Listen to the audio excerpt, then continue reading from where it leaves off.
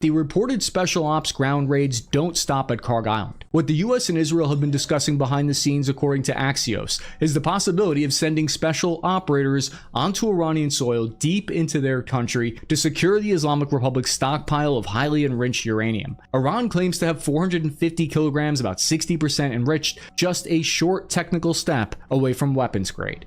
When asked how that material will be destroyed, Secretary of State and Acting National Security Advisor Marco Rubio said at a congressional briefing, quote, "People are going to have to go in and get it," end quote. So who are those people?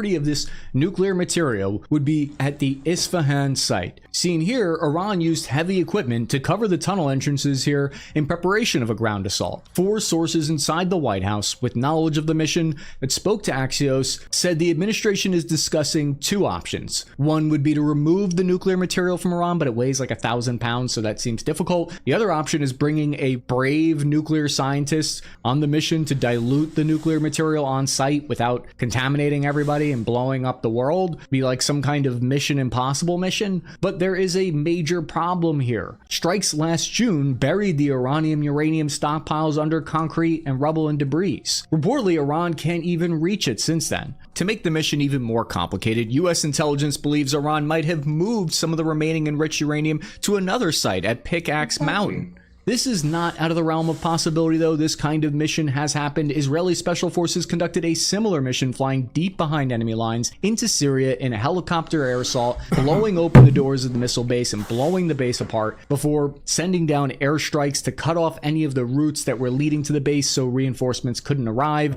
and then they got back in the helicopters and got back home. The likelihood of regime change is going down by the day, though, it seems. Chris Murphy, a senator from Connecticut, gave an unclassified version of a rundown that he got, a briefing from the White House about the war that suggests that they no longer believe that regime change is even possible. Well, it's not going to be possible because they are like that. It's a country that they run like that. Why do you want to change that? Why?